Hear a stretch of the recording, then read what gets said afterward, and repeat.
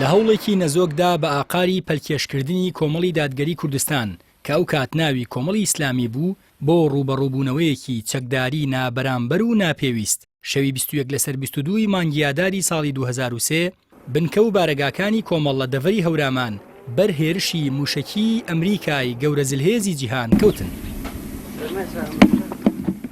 لەو ڕووداوە بێپاساوەدا لەلایەن سوپای ئەمریکای بانگەشەکاری بێکرداری چەمکی مافی مرۆڤەوە 43 کەس لە پێشمەرگە و کادری کۆمەڵ تیرۆر کران و نزیکەی 60 کەسی دیکەش بریندار بوون.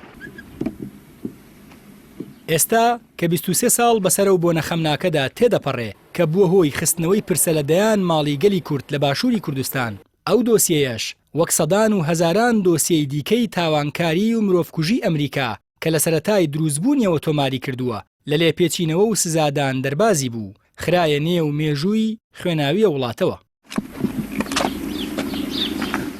هەرچەندە تا ئێستا هیچ زانیاریەک لەسەر وردەکاری هێرشەکە لەلایەن لایەنی ئەمریکیەوە ئاشکرا نەکراوە و خودی ڕووداوەکە و قوربانیەکانی کران بەژێر دۆسیەیەکی گەورەترەوە کە کەوتنی ڕژێمی بەعز بوو لە عێراق. بەڵام کۆمەڵی دادگەری کوردستان وەک بەرپرسیارەتی ئەخلاقی و لەسەر ئەو بنەمایی کە دەڵێ بە تێپەڕبوونی کات ماف نافەوتێ چەند جارێک بە دوواداچوونی بۆ ئەم پرسە کردووە. ئەوەی لە ڕابردوو ئێستاشدا جێی سەرنج و ڕەخنەیە کابینەکانی حکوومەتی هەرێمی کوردستان هەر لە ساڵی 2003 تا ئێستا هیچ بەرپرسیارەتیەکیان لە بەرگریکردن یان بە دوواداچوون بۆ خوێنی ئەو دەیان کەسە نەکردووە کە هاوڵاتی هەرێمی کوردستان و پێشمەرگە و کادری هێزێکی سیاسی مۆڵەتدرا و ڕابردوو دیار بوون. هەروەها لەلایەن هێزێکی دەرەکیەوە و لەسەر خاکی هەرێمی کوردستان بێپاسا و بە ئامانج گیراون، تەنانەت لە ڕاگەیەنراوێکیشدا سەرکۆنەی ئەو دەزرێژیان نەکرد. ئەم ڕەخنەیە لە کاتێکیشدایە تا ئێستا کۆمەڵی دادگەری کوردستان گومانی هەیە لەوەی ئەمریکا خۆی تەنیا و بێ بەرچاوڕوونی و چاوساغی هێز و لایەن و کەسانێکی ناوخۆیی ئەو هێرشەی ئەنجام دابێ. لەو چوارچێوەیەشدا پێی وایە بەشێک لە دەسەڵاتدارانی هەرێم لەو تاوانە گەورەیە تێوەگلاون و ئاسانکاریان بۆ هێرشەکە کردووە.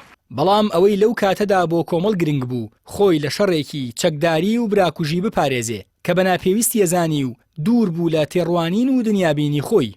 هەروەها کۆمەڵ ئامادە نەبوو لەو دۆخە هەستیارەدا داهاتووی ڕابوونی ئیسلامی بخاتە بەرمەترسی و هەرێمی کوردستانیش بەگەڕێکی دیکەی شەڕی نێوخۆییەوە سەرقاڵ بکە. بە پێچەوانەوە بەر لەو ڕووداوە و دوایە ڕووداوەش کۆمەڵ بەردەوام هەوڵیەدا کۆتایی بە بارگرژی و ململانیەکان بهێنێ یان لانی کەم هەوڵیەدا ئاگری شەڕ لەو سنوورە دوور بخاتەوە کە کۆمەڵ تیایدا دەسەڵاتدار بوو.